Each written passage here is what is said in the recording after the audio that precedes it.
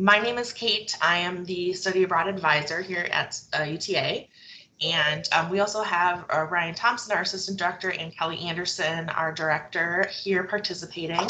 Hello. So, we have some really great presentations today that we hope you all find interesting. And we're just going to kind of jump right into it.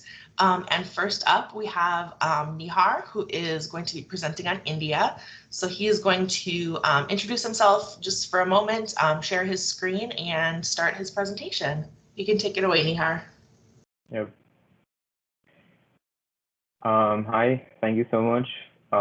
So let me just start by sharing the screen. Yep. So I hope my screen is visible. Yeah, looks good, Nihar. Yeah. So hi, good afternoon to everyone present, and thanks for joining in. In this section of the Study Abroad Success Series, we will be learning about the city of Mumbai, which is in India. Now, just to begin, let's start by placing India on the map. So those who are not very familiar with where India is, so India belongs in the continent of Asia, right here, and it is surrounded by neighboring countries such as Pakistan, China, Nepal, and Sri Lanka.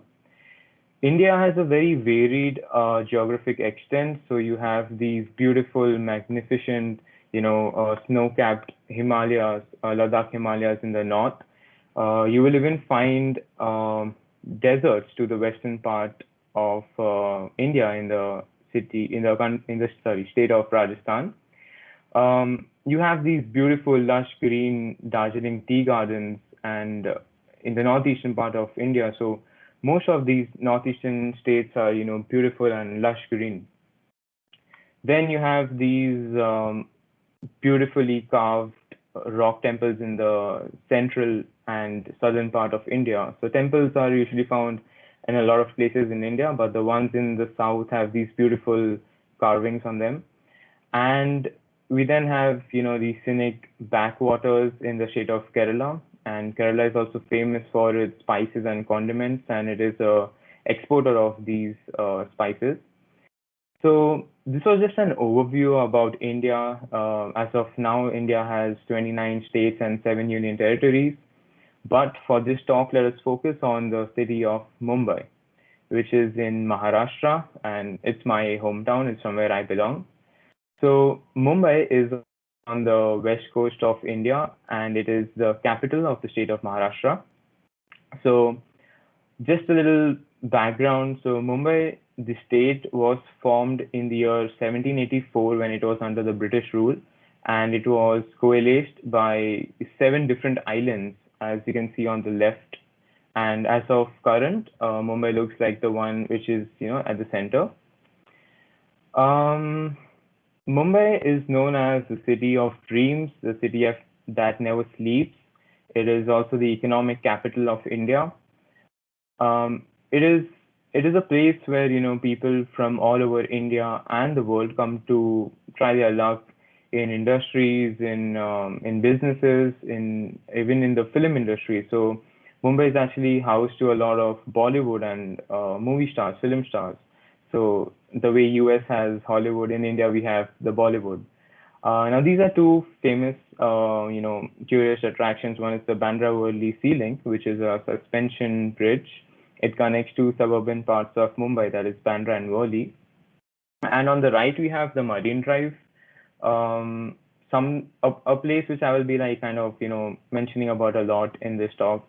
It is one of, you can say, a big tourist attraction. A lot of college students and youth and people just relax. You can just sit there and watch the ocean on the other side. It's a beautiful place.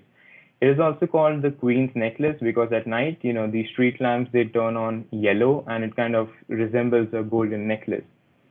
Mumbai has a lot of nightlife as well, but when I talk about nightlife, I don't just specifically mean, these 5-star and 7 stars hotel restaurants, but what I mean is this. Now, this is again the photo of Marine Drive, the one from the previous slide. The city, it actually comes to life at night, and even if you go at 2 a.m., 3 a.m. in the morning, you will find these food stalls and vendors serving you chai or tea and coffee. And so it is indeed a city that never sleeps. Let me take you, in depth, and let me show you a little bit about the infrastructure and architecture in Mumbai. So Mumbai has a lot of sky rises and skyscrapers. Due to its history, it has a lot of Victorian architecture. And so in contrast to this modern architecture, it also has these old and vintage Victorian architecture, which preserves the warmth of the city. And there are 3 UNESCO World Heritage sites in Mumbai. You might also be surprised to learn that Mumbai contains the world's second largest concentration of Art Deco buildings after Miami, with more than 200 such structures. And I was also surprised to learn this fact. I got to know while preparing for this slide. So let me show you some of the buildings and architecture in Mumbai. So this is the Municipal Corporation building. This is the famous Taj Mahal Palace Hotel, which houses a lot of tourists and ambassadors when they visit from foreign countries to India. And it is a very expensive 7-star hotel. I haven't been there personally. And right across the Taj Mahal Palace is the Gateway of India, which is another tourist attraction. And this was constructed in the 20th century to commemorate the first British monarch to visit India. That was King George and Queen Mary. We then have the Chhatrapati Shivaji Maharaj Terminus, formerly known as the Victoria Terminus, and it is known for its exuberant Italian Gothic style. Now, this is one of the 3 UNESCO World Heritage sites. So, Mumbai definitely has a lot of skyscrapers, tall, buildings and modern architecture. I wanted to point out the skyscraper that you can see on the right. So this is a 32-storied house, and it belongs to the richest man in India, and it's the second most expensive house in the world after Buckingham Palace. But I don't want to brag about the riches in Mumbai or in India, because in contrast to this, we even have this, which is Dharavi, and it is Asia's largest slum and the 3rd largest in the world.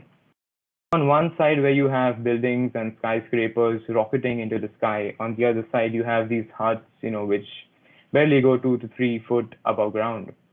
But not to be mistaken, actually, Dharavi contributes $1 billion to the economy, and it is another tourist attraction, because over here, usually you have these leather, textile, and pottery industry, which kind of attracts a lot of tourists. And even people try to visit these places to learn how people are living in such situations. So with that, let us come to the transport in Mumbai, which is the lifeline of Mumbai city. And when I mean that, I literally mean it. So in Mumbai, we have the local trains, we have the metro rail and the monorail. And I just want to focus now on the local trains. So these local trains during the peak hours or work hours look something like this. So the image on the top right, you can see where both the platforms are full and there is a train approaching the platform and people are waiting to climb into the train. And believe me when I say everyone does. So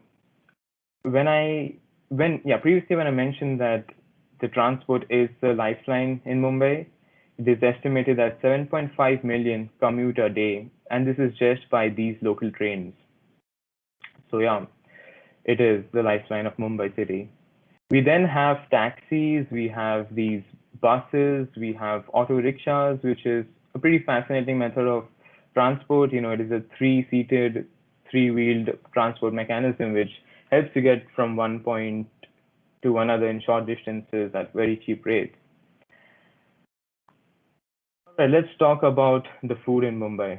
Mumbai is known for its street food as well as good restaurants, and I have to begin with the vada pav.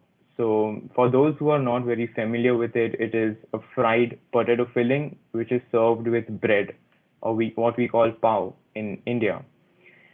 So I wouldn't be called a Mumbaiker if I didn't show you a vada pav in the food section of the slide.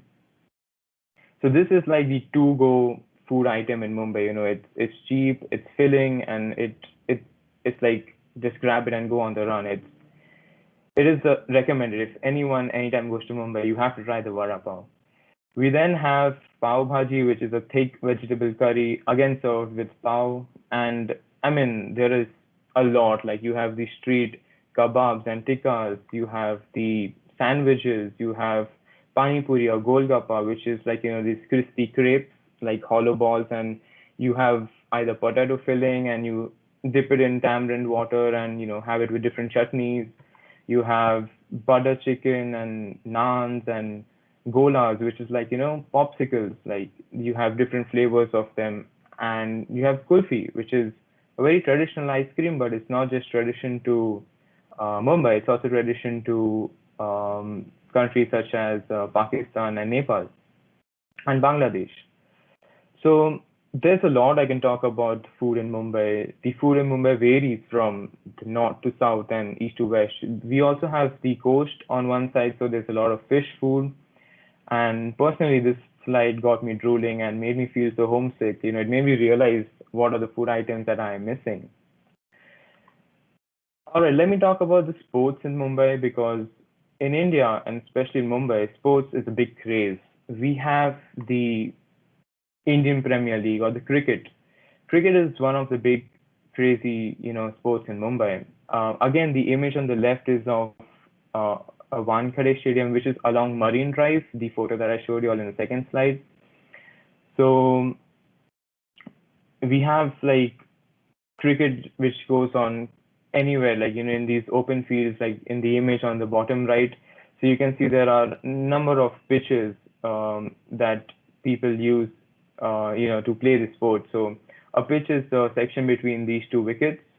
And true story. So I actually have played cricket for a long time when I was in India, and we were playing one of these matches, and it is crazy because you have games going on in adjacent pitches. So you don't know, like, you need to pay attention. You're paying attention in your game, but what happened that day was a ball. So the ball is a leather ball. It's a season ball. It's pretty hard, like harder than a baseball. So it came flying from the adjacent pitch and hit one of my teammates in his lip, and it got cut, and like we had to rush him to the hospital and get him stitches. And also, it's crazy, the way people play cricket and appreciate the sport. But apart from that, we also have kabaddi, we have hockey, we have the Pro Badminton League, and the ISL, which is the Indian Soccer League. And Mumbai City has its own football or soccer club.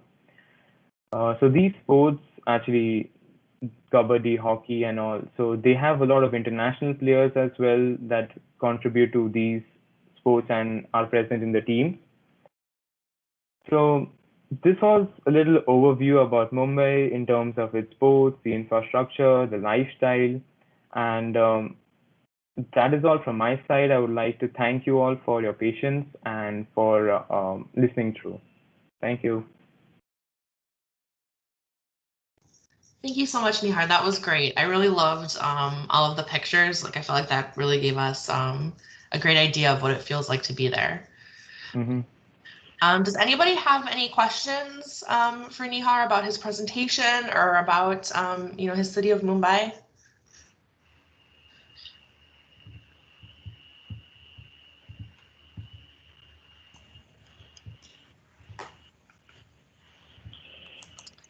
All right. If nobody had, or Ryan, do you have a question? Yeah, I was going to ask Nihar, Yes. other than your family, of course, what's something that you miss from Mumbai being here in Arlington, and what's something that you really enjoy here in Arlington that's not available there in Mumbai?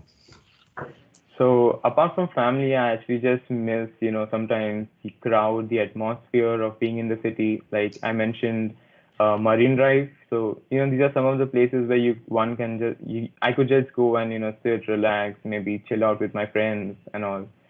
So those are one of the things like I miss back home. But yeah, that's that way. Great. All right, so we are going to start our second destination, Professor Rozretsky, if you would like to get started, you can, please go ahead and introduce yourself and then jump into your presentation whenever you're ready. Will do. Thanks. Can you hear me all right? Yes. All right. Let me pull up my presentation here. Let me see.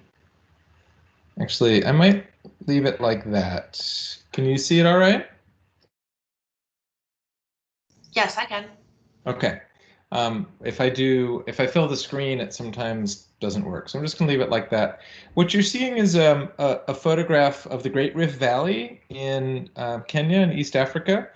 And I'm Michael Zaretsky. I'm a associate professor in civil engineering, where I direct the architectural engineering program. I'm actually an architect, and I have a affiliate position in architecture. And I've been working in East Africa for about 12 years and traveling there pretty regularly, almost every year. So I certainly don't have the personal connection to the level of the previous speaker. It was a wonderful presentation. Thank you for that. But I can talk to you a little bit about this part of the world as I've experienced it over the last 12 years. So I've been traveling there in partnership with a nonprofit I'll talk a little bit about, to this area that is just south of Kenya and just east of Lake Victoria, which is the second largest lake in the world and the largest high elevation lake. It's at about 4,000 feet above sea level. This gives you a little bit of a picture of Africa and where we are in relationship to the continent as a whole. Where we go, we actually fly into Nairobi, Kenya. It's a bit of a trip. It's a long journey, and we then spend the night. We're met by some wonderful drivers. I'll show a few pictures later, and they pick us up and they take us on a 12-hour drive from Nairobi, Kenya, major urbanity, into rural Tanzania, where we stay. And this is the region that we're in. It's used to be called the Mara region. It's now called the Rorya district. And we stay in Shirati, and then we go out to 3 villages that we partner with. We're right on the equator, which is absolutely fascinating, just 1 degree south of the equator. So as opposed to here in Arlington, the sun basically travels directly overhead every day. It's a really amazing place. It's incredibly beautiful and quite comfortable, actually. It's basically between about 60 and 85 degrees almost every day of the year. Tanzania has an incredible history, which I'm not going to get into, but I urge anyone who might be traveling there to learn about it. There's a form of socialism that still exists in the tribal communities there that we spend time in that really creates an incredible sort of sense of family, and we feel incredibly welcome as a part because of the history of how those communities have developed.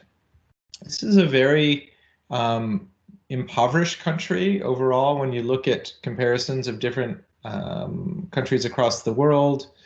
You can say that the population that is living below $1 a day in Tanzania as of 2007 was about 68%. And so in the cities, there's certainly quite a bit of wealth. We're in rural Tanzania, where most communities don't have regular power, water, infrastructure. But I wouldn't call them poor. They're just under-resourced. For a number of reasons, life expectancy in Tanzania is significantly shorter than in the US. There's a very high under 5 mortality rate, 76 of every 1,000 births. There's also radical differences in how we use the resources of the earth. In the US, we average about 400 gallons of water per day that we use when you look at everything in our life, whereas in Tanzania, it's under 10 gallons. In the community that we're in, most people go into about 4th or 5th grade, so higher education is fairly rare in a lot of the rural communities. And then this is a little diagram showing the ratio of doctors to population in different parts of the world. So in the US, it's at about 390 people for every doctor, and Tanzania is right here at about 50,000 people to every doctor. So I work with a nonprofit that started in the medical area This guy here on the left, Chris Lewis, did a residency and then became very involved in bringing other doctors and nurses over to Tanzania. I started this organization, Village Life Outreach Project. I'm not going to get too deeply into it, but it's an amazing organization based out of Cincinnati. They've been working since 2004 and taking faculty and students primarily from Cincinnati, which is where I used to be, but now also from University of Texas at Arlington and other institutions across the country to work with communities on the ground there. The different committees that they've set up, these are committees that exist in the villages there as well as in the states, and we partner with these communities. The communities say, okay, these are goals that we have, and then we as a group here in the States say, what can we do to help them achieve those goals? How can we partner with them and apply our research as a university to help them achieve that? We also work with organizations like Engineers Without Borders. This is some work in what's called the Life Committee that looks at water and sanitation. There's a health committee that does a lot of community training for outreach. They use a model of training people in the community who then go out and teach their own community about health practices. There's an education community that works with schools within the states as well as schools within Tanzania. And then I'm very involved in design and construction, and we look at the construction in the region, which for a number of reasons is really challenged, and we are helping them develop new types of construction that are safer, but that everyone else there can build with. And I've taken classes many times over to Tanzania. This is from Cincinnati many years ago, but I have some pictures from our recent trip. Last summer, Professor Diane Jones-Allen, the head of landscape architecture, and I took a group of students. We had 7 students from public policy, architecture, landscape architecture, and architectural engineering. And we spent around 2 weeks on the ground, and it gives you a sense of some of what we do there. I'm not going to get into all of this, but each student did a little writing before they left about why they wanted to go and then what they had gotten from the experience. And I think for everyone, as Angeli said, she was changed as a person and a designer. And I think for everyone, what they discovered, which was certainly my experience, is it's the relationships with the people who we get to know there that is so profoundly moving. This is Jodwin, a landscape architect, who said he's come to realize that everyone deserves good design, regardless of who they are. Valerie, an architectural engineering student who really had the opportunity to partner with students from all kinds of disciplines, which was really exciting. And Tajiri from architecture, who actually was from Nairobi, so he had an amazing perspective. And what we do is we teach some different courses that are open for all students across the university, as long as they're beyond freshmen. We were hopefully going to be running this again in this coming summer, definitely not 2020. That did not work, but just gives you an example of the kind of trips we were leading. It's a 2-week trip going into Nairobi and then traveling into the villages, as I said. And if you're interested in learning more about village life, it's at villagelifeoutreach.org. The project that I've been working on, which I was going to show you a little bit, and the students who came got to work on it with us, is the development of this health center on this amazing property in Roche, Tanzania. All of the buildings you see on the south side of that road were built by the community in partnership with the organization and students and faculty in the US. This is the first building we did under construction in 2010, the clinic. This was a duplex housing unit that we did in 2016. And then this past summer, when we were there in 2019, the landscape architecture students did this amazing partnership project with the community in Roche to design a community garden that they were hoping to begin installing this past summer, hopefully next summer or sometime soon. They did this community artwork where they could all envision what that garden would be for their community. You can see the design that evolved out of that. And this is some of the architecture and architectural engineering students who were doing some building assessments with me, looking at some of the projects. It's quite the landscape for a building site. You can see on the upper right some of the bricks that are now being developed that are an interlocking brick system. And there's our group. And we spend the last few days on safari, which is really just an experience to come together and enjoy one of the most amazing things in the world. You may have heard of the Serengeti. The Serengeti is the Kenyan side of the safari, and I'm sorry, the Tanzanian side, and the Kenyan side is called the Masai Mara. We go to the Masai Mara, which is connected to the Serengeti, and we spend a couple days there. This is just as we're heading in to the safari. And the safari it's just an unbelievable experience for anyone. The landscape itself and the trees are amazing, the sunsets, and then of course the animals that we get to see. We travel around in these vans, which they have this top that pops up, so you can pop your head out and take a look around at, you know, cheetahs and elephants and giraffes, some amazing birds, lions, and just some of the most amazing sunsets that you will ever see. When we came back, this was an incredible thing. The students created this gallery exhibit at UC. I don't know if any of you were able to see it. It was in the summer of 2019. It was up for a few weeks. We had over 2,000 visitors, which was really incredible, who came to see photos and drawings and images of the experience that we had there. And then this is a little flyer that the students made to encourage people to join us in the future. And I am happy to answer any questions.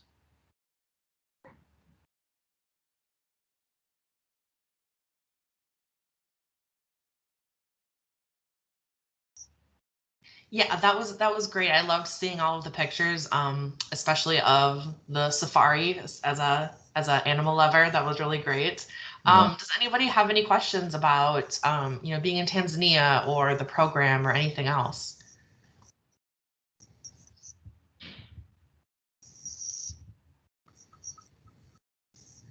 I should have included some pictures of food. The pictures from India. That usually gets people, yeah. Have you had a chance to climb Kilimanjaro? I have not. It's a great question. Have you? No, but I want to. Yeah. So Kilimanjaro is in a very different part of the country, and you really need at least 2 weeks to commit to that. We have had people come on the trip with us and then fly down there and do the trek. It's a dream of mine, and I hope to do it in the future. It's sort of ironic. I've been to Africa now 9 times, and I've been to the exact same place and done the same trip every time because I'm very committed to this work that we're doing with these communities. But there's so much to see, and I haven't even been to Ngorongoro Crater or many of the other amazing places in Tanzania. So it looks like we do have a question. I mean, so the student's asking about applications for spring, but I'm guessing maybe it's like for the next time, like what are your plans for future programs? As far as I know, things are on hold for now until COVID is under control. So I think as far as I know, we're just on hold until things improve and we know that we can safely run an international program like this. And then somebody else is wondering, what was it like working on like the construction of the homes in Tanzania, or that project that you were working with? Yeah, it's been great. It's been the project of my career, really. I've really loved it. I've gotten to, you know, the thing that's I would say most exciting is there's a common misperception that if we go to a place like this, that we have all of this knowledge and experience to bring with us, but I certainly got much more from that community than they got from me. I learned every day I was there ways to connect with the world around me, aspects of landscape and construction and ways of problem solving that really changed me. And I got to partner with a community who ended up with a project that they really love. and it means a lot to them. They were part of every step in creating the health center, and it's thriving, and it's just been an amazing experience. Well, we really appreciate you showing a little bit of it, sharing a little bit of it with us today. If there aren't any more questions for Professor Zaretsky, we are now going to move on to Peru. And Professor Alexander is going to give us a little presentation on that country. So you can, whenever you're ready, you can take it away. All right, thank you. Let me see if I can share my screen here. Can everybody see this? It looks good to me. Let me see if I can enlarge it. Okay. So I titled my presentation, A Journey Through Peru, Past and Present. My name is Dr. Amanda Alexander. I'm an associate professor and area coordinator of art education in the Department of Art and Art History. And I got my start in Peru actually back in 2002. I went to Peru as a Peace Corps volunteer. So I lived in Peru for about 3 years, from 2002 to 2005. And then when I came back from Peru after my Peace Corps stint, I went back to The Ohio State University to do my master's and PhD. And through my master's and PhD work, I just continued to go back and forth to Peru. I used, well, actually, I mean, I had made such good friendships and worked with such great artists in Peru and the Northern Andes that I decided to do my research down there for my PhD. So I've continued to work with the people in Peru, and I'm not Peruvian, but that's where I get most of my knowledge, is just from going back and forth for almost 20 years now. I'm just going to start off by giving you all some little, I don't know, tidbits about Peru. The capital is Lima, Peru, and I'll show you a map here in a second of where that's located, but it is the biggest bustling city in Peru. About 30 million people, almost a third of the people in Peru live in Lima. So it's very large, lots and lots of people, lots of activities. It looks a lot like Mumbai from the first presentation. Very close quarters. It's right on the coast, so you get like kind of an ocean view. Food is great. It revolves around a lot of the ocean life. So lots of fish dishes, seafood, things like that. There are sort of rich or so wealthy parts of town, like there's actually Larcomar, which is right on the coast. It's literally a mall on the cliffside of Lima, Peru, in a little part. It's a neighborhood called Miraflores. And then you have like downtown Lima, which is sort of the city center, where the palace and the presidential palace is and all of that. And then you have sort of on the outskirts of Lima, more of the like shanty towns that was sort of described in the presentation on Mumbai. So the cultures throughout Peru, you have native culture from pre-colonial times, Europeans, there's a mix there of Europeans from colonial times. And then you also have a mix of African and Asian descendants from a variety of history of people migrating, immigrating to Peru or to South America. The language in Peru is predominantly Spanish, but there's also native indigenous languages like Quechua, Aymara, and others in the Amazon. And I wanted to say, but because I'm an art professor, I sort of wanted to focus a little bit more on the architecture, artworks, and ruins of Peru. So I'm going to do that in this presentation. So the artwork sort of spans the pre-Incan, like the Wari, also Chimu, Moche, Nazca, Chavin, Chincha, Vicus, Cajamarca, and there's many more. And then you have the Incan period, which only actually lasted about 90 years. So the Incan civilizations lasted much, much longer, close to probably 2,000 years or longer. The Inca itself only was 90 years. So, but they're the most well-known. And then you have the colonial period where the sort of Spanish European colonizers came. And then you have the post-colonial or the contemporary times, which I would consider today. And a lot of the artworks that you would see in present times are sort of hybridizations of the past and present. So here's the span or the Peruvian flag, and then you can see here some little llamas, alpacas, vicuñas, and guanacos are a type of camellia, like a camel descendant that live in South America, specifically in the Andes Mountains. They're super cute. Okay, so here's a map of South America right here, and you can kind of see where Peru's located in terms of South America, and then you get a bigger view here. So what I love about Peru, I'm trying to watch my time too, is that you have the coastal areas. So all of this is beach and mostly desert. And then you have the Andes that run down through the middle here. So this is all very mountainous. And then if you go on the other side of the Andes to the east, this is all jungle. This is all Amazon, especially right in here. This is very much thick Amazon rainforest. So you get sort of a mix of the best of all worlds when you're in Peru, if you have time to travel to the different diverse regions. So let me keep moving forward. Oh, and I wanted to mention Lake Titicaca down here because from Professor Zelinsky, sorry if I mispronounce your name, but Lake Titicaca is the highest navigable lake in the world. So that's the one that beats out the one in Tanzania. So here's the tour for today. We're going to start in Lima. We're going to go down here to Cusco, where Machu Picchu is located. Then we're going to cross over to Nazca and then go back up the coast to Trujillo and Chiclayo, and then inland to Cajamarca, Cuelap or Chachapoyas, and then Iquitos. So, as I said, Lima, Peru is the capital of the country. And here's the coastline, as you can see. There's just this major road that goes along. And then on the mountainside, right up here, you can see Larcomar, or on the cliffside, I should say. But the city itself is a pretty wonderful city. I actually really like it. It's you know, I'm not a big city girl. I like the country more, but Lima has a lot to offer. It's very beautiful. You can see too, and having this all what happened. Raised. Sorry, I'm hearing voices on, but I've muted them. Oh, okay, Yes. okay. I was Sorry like, about that. do we have a question? Sorry. Okay, so you can see the sort of city center here, which is also very colonial from colonial times.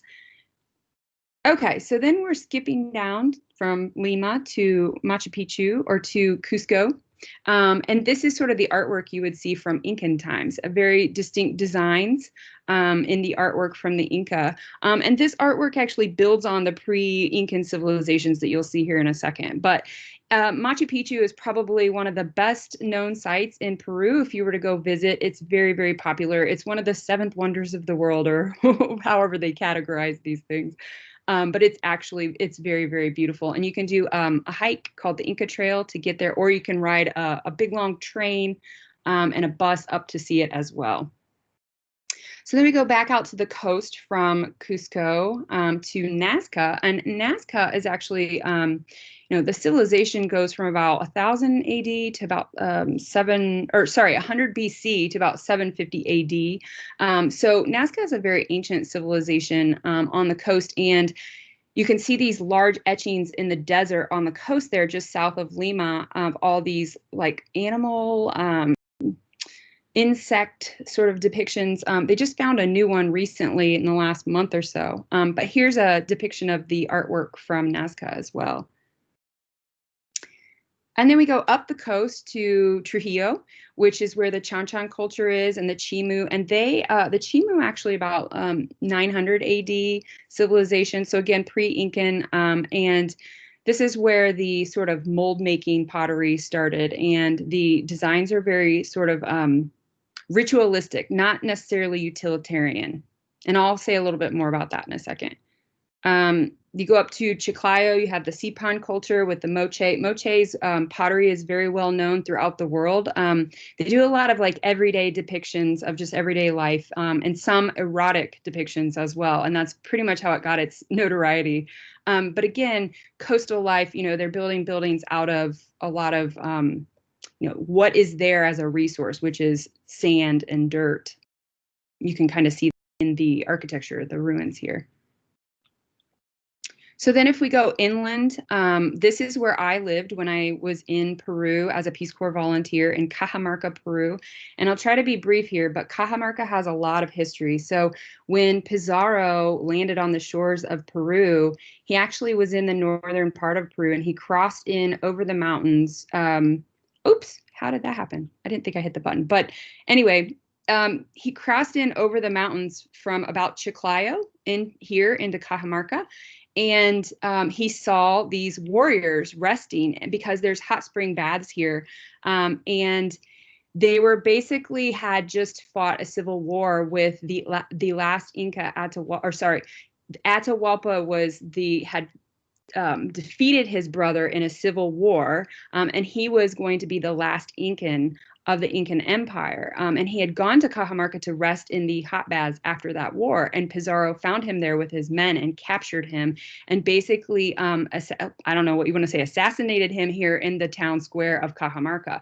So Cajamarca is now a present day UNESCO heritage site. And there's a lot of history there in terms of the conflict, colonization and the fall of the Incan Empire.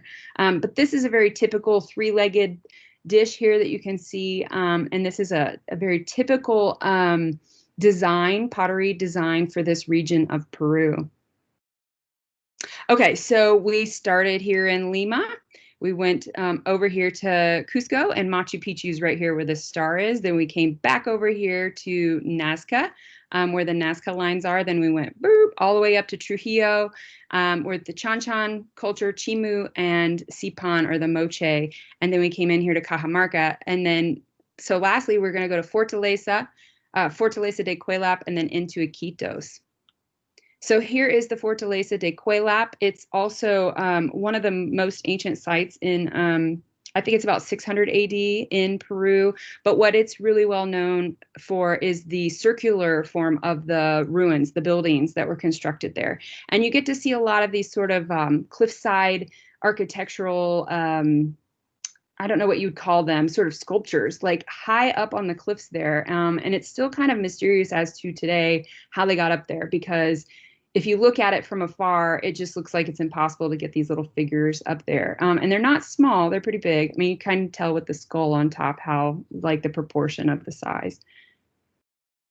Okay, so now we're into Iquitos, which is the heart of the Amazon. This is where all of the, basically the rivers, the tributaries of the Andes Mountains run down into Iquitos, and that's what forms the beginning of the Amazon River. And then it flows out through all the way through Brazil to the other side of South America. And so Iquitos is a very different environment. Like I said, it's the Amazon rainforest. So the dwellings look very different. The food here is very different. The culture is very different. I wanted to highlight the Shipibo, Coniba culture because I think their textiles are very beautiful. And actually, all of their textiles are sort of based off of shamanistic practices or the ayahuasca ceremonies. So this is a depiction of sort of that experience. And then I would be remiss if I didn't talk about the potatoes in Peru, because the potato originated in Peru. There's over 3,000, maybe 3,500 different types of potatoes in Peru. And a lot of the food sort of caters to potatoes. And like I said, depending on what region you're in, but cuy, which is guinea pig, is sort of a delicacy in the Andes. Then you have ceviche, which is a fish dish that's very popular on the coastal areas. And then you have these two dishes, papa la huancaína and papa causa, which is like a stuffed potato dish, which are, all of these are delectable. They're so good. I'm not a big meat eater, so the cuy isn't my favorite, but I did try it several times. But you can see how they incorporate potatoes into about everything that they eat. And then in the Amazon, it's not necessarily potatoes, but more pork and river type fish and life around the river. Okay, so I will end my show. Thank you so much. That was great. I love seeing, we see Machu Picchu so often in pictures, which is amazing and beautiful, but there's so many other just gorgeous, locations that you were able to show us. And I love seeing like the corresponding pieces of art that came along. Yeah, I'm an artist, so what can I say? Yeah, of course. No, that's great. Does Sort of a anybody? whirlwind trip. Yeah, it was definitely. Well, we've gone all like around the world in 60 minutes, so it's a little bit easier than doing it in person, but it's still kind of, yeah, whirlwind. Does anybody have any questions before we move on to our final presentation? I'm super impressed with how well we're sticking to the schedule, because that, happens so rarely. But Ryan? Yeah, I had a question, Dr. Alexander. I'm curious if there's only one place in Peru that you could go back to right now, what would that one place be and why? Well, of course, my heart is in Cajamarca because I've lived and worked there for so long, but I absolutely love the Amazon rainforest. The life there is it's like an energy that you cannot experience anywhere else on the planet, especially at night. The animals, the insects, just the sounds, it just makes you feel so alive. Awesome. Thank you. That's great. All right, so we then, if nobody else has any questions, we are going to head on to our final presentation.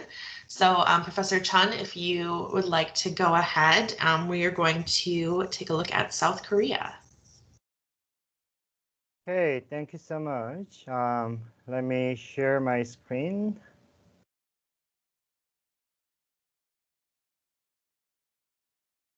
Hope you can see my screen well. My name is Chang-hee Chun. I know it's not easy to pronounce it, but usually my students just call me Chang-hee. So after my presentation, if you want to know more about South Korea, or anything about South Korea, you can email it to me. I'm going to give you my email address and contact information at the end. And then I'm going to use the PowerPoint in this way so that I can use my cursor as a pointer to point out some of the information I wanted to share. Even though I just mentioned I'm going to introduce the South Korea, I didn't put that text under my first page of the PowerPoints because I believe once you see those pictures, I'm sure which country I'm going to talk about. And then one thing I want to mention, I cannot just talk for 15 minutes without receiving any questions. I'm sorry. So I'm going to ask questions in the middle of my presentation. And if I don't receive any comments or questions, that means I'm going to continue to do my presentation until 9 p.m. tonight. So I need to give you a little warning. OK, so please ask me questions or comments.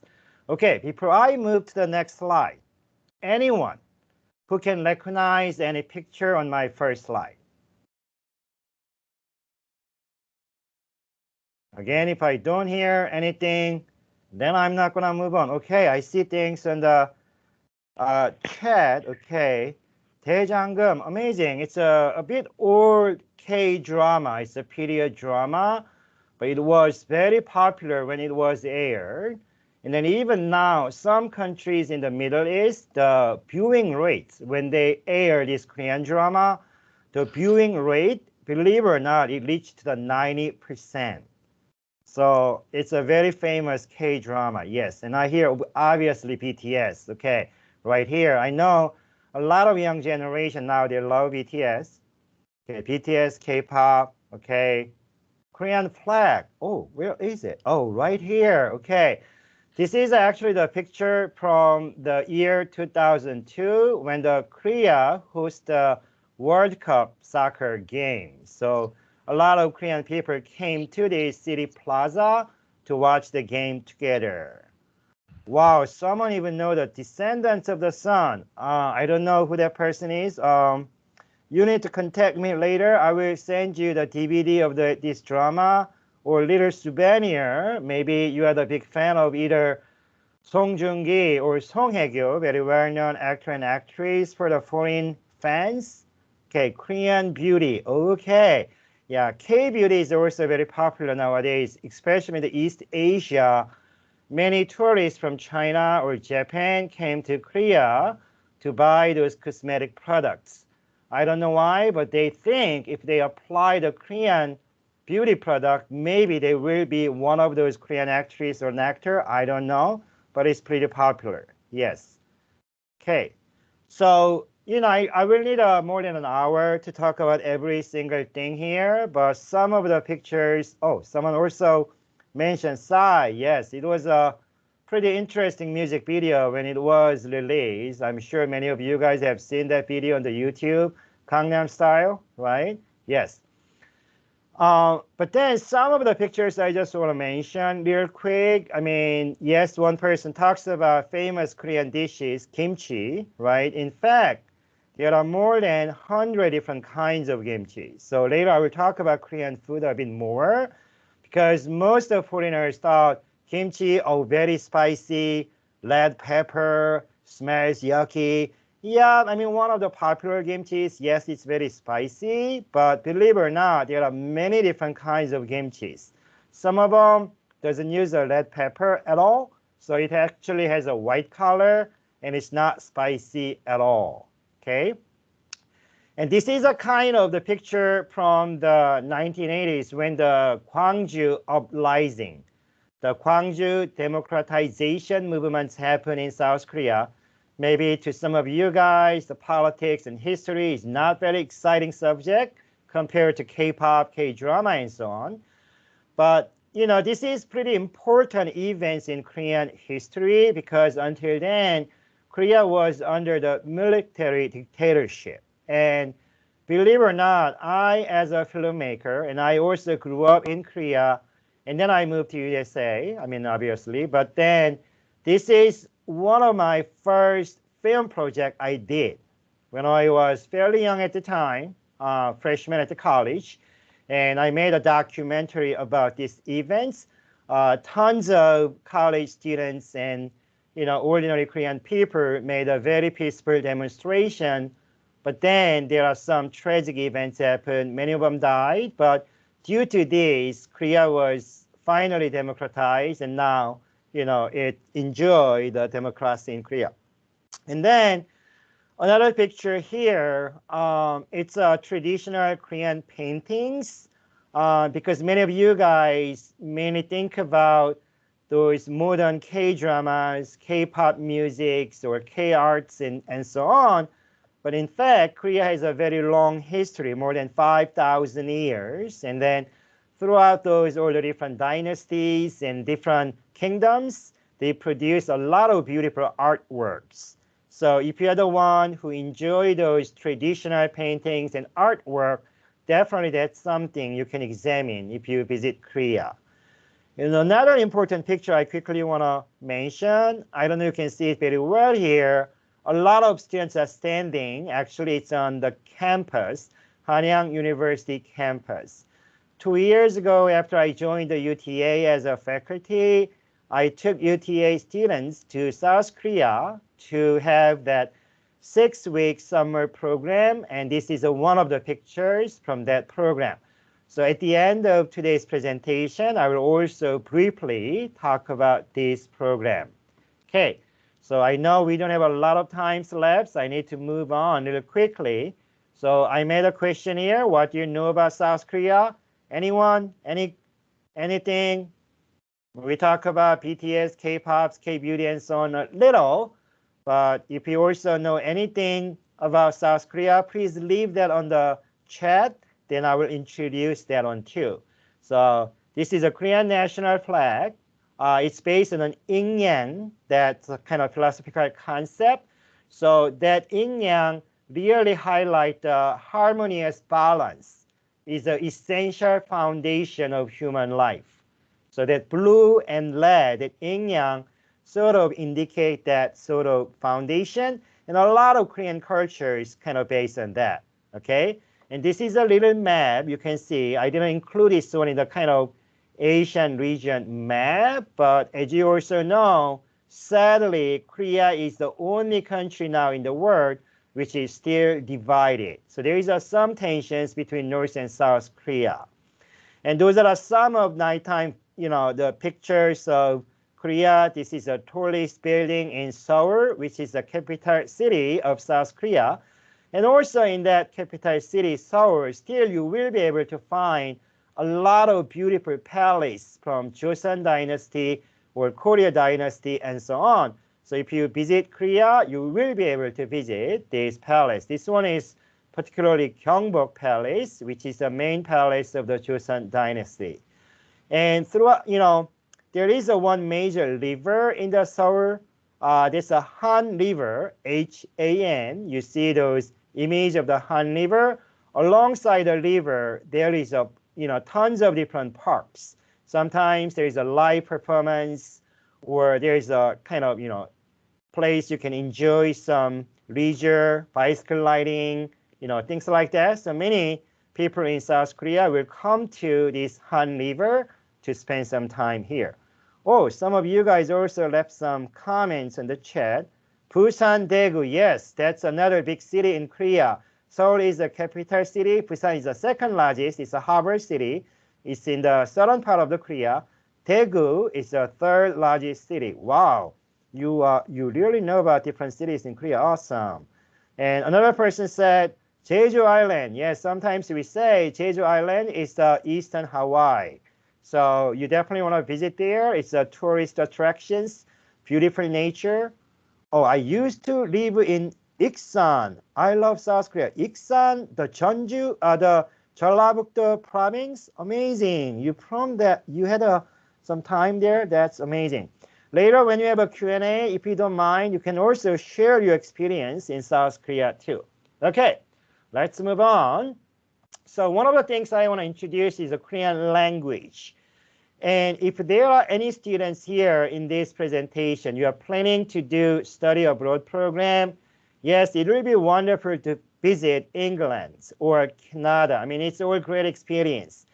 But my suggestion is that whenever you can, visit the country where they use a very different language, and also you experience a different culture, very different culture from the Western culture. I think that will be a really eye-opening experience.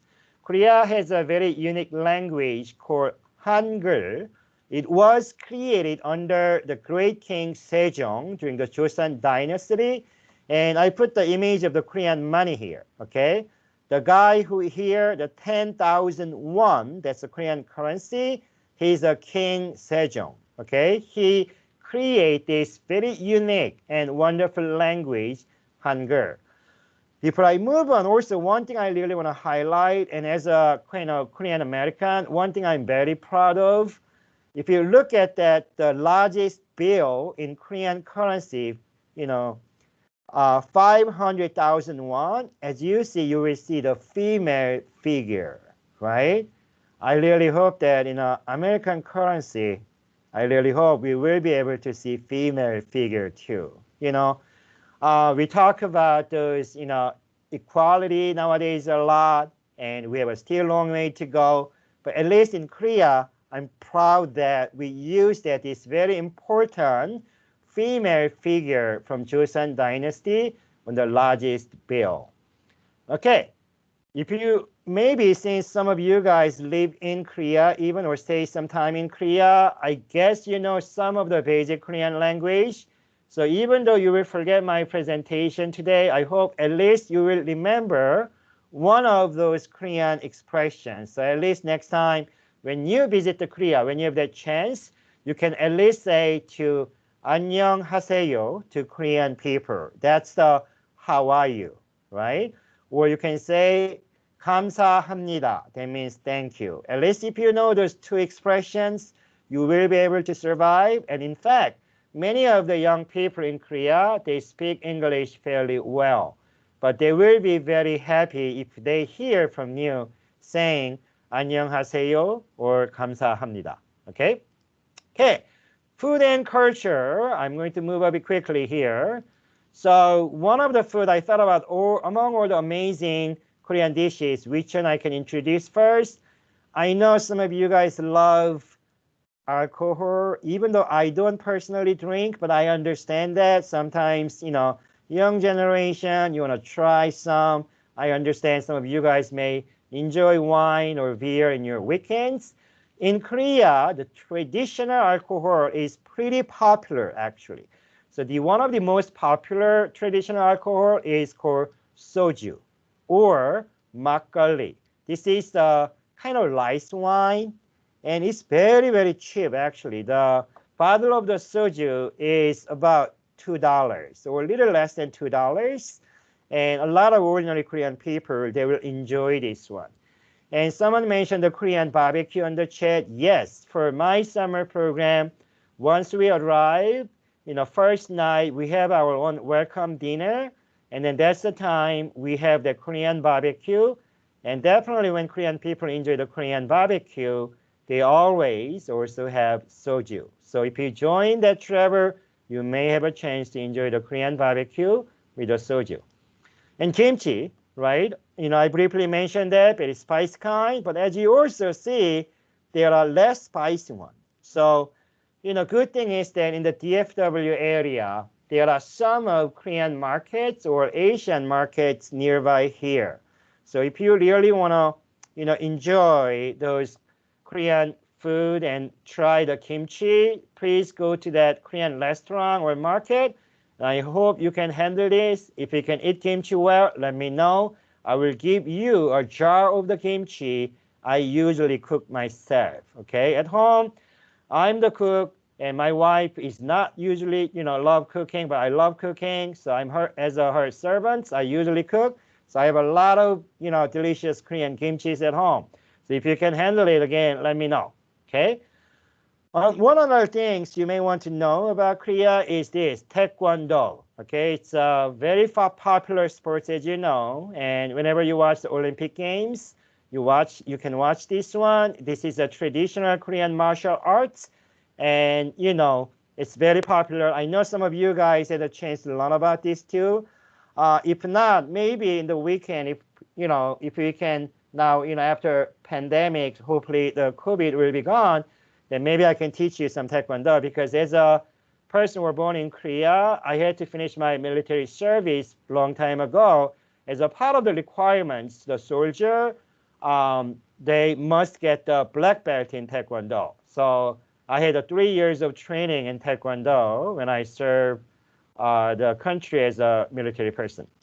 Okay, traditional music. I know you love BTS and things, but if you type 사물놀이 on the Google or any other search engine, you will be able to find some traditional Korean 사물놀이. I'm sure it will be a very powerful music to you. So I strongly suggest, if you also want to examine some of the traditional music, then this is something you definitely want to check out, okay?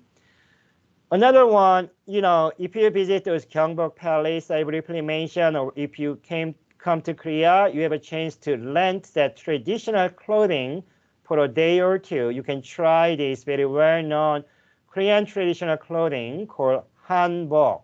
So you see this beautiful traditional dress for the female or the male. And actually this one is the kind of wedding dress. So this is a traditional wedding dress. And still in Korea, when wedding ceremony happens, the couple, they, can select to do the more westernized wedding ceremony. But even so, at the end of that wedding ceremony, they usually wear this traditional wedding dress and then have a kind of additional events at the end, okay? And one thing, really good things about Seoul is their subway system. If you come to Korea, you will really enjoy that. It's very cheap, very safe, very clean. I moved to, Texas from New York, and if you have a chance to visit New York City, you know how great the New York subway system is, very clean and very nice. I'm being a little, kind of, sarcastic a little here, but Korean subway system is totally opposite. So, usually the students who join this summer program, they use the subway system and they can go to anywhere they want. So this is a kind of subway map. Since I cannot cover a lot of information, some of the good places you may want to visit, korea.net, you can get more information about Korea, or there is a Arirang station. This is a cable TV in Korea, but every show is produced in English. So you can watch some of your favorite K-dramas or your kind of K-pop artists on this channel too. And in fact, some of students who joined the summer program some years ago, they actually love Korea so much, decided to stay in Korea. And since I mainly teach the film production, media theories, and media so on, some of my students got an internship at the Arirang station, and then they are still working there at the Arirang station as a producer. So maybe if you have a chance to visit that station, you will have a chance to meet my former students. Okay, so this is a poster for my summer program. Obviously, this year I was not able to do that due to the COVID-19, and we don't know what will happen in the next summer. But I hope there will be a chance we can do it again. Okay, so if you want to know more about this program, again, here is my contact information. Email me. I usually respond to students' email within 24 hours, I promise, so I can give you a lot more detailed information. And not just Korea. And today, since this is the last presentation, I just want to mention that I also learned a lot from other presentations about India or, the Peru and so on. So my suggestion, if you are a student and you can join this either summer study abroad or regular semester study abroad program, I strongly, strongly, strongly suggest that. That will be a really great experience. So I strongly suggest. That's why I just want to share this one as the last one, and then I will see if there is any question. I know even this is a 4-6. This is how I define the experience. Experience is not just what happens to you. Yes, every day you have some experience, right? But then more important thing is that you need to know what you do with that, what happens to you. And in order to really get meaningful experience, again, visit those different countries in the world. You will learn something more and something amazing, which may change your life. As I briefly mentioned, one of the students who joined the program in the past, he still stays in Korea and working for that cable TV as a producer, okay? I prepared some videos, but I know I don't have a time. So, Q&A. Okay, I tried to finish by 4 p.m. I'm sorry. It took a little longer, but I hope you enjoyed it. And then any questions? Oh, that means you want me to keep going until 9 p.m. as I said? I'm willing to. At least one question, then I will finish my presentations. Oh, thank you, and question mark. Very smart, very smart. But, to be honest, that's not really question, right? Any questions?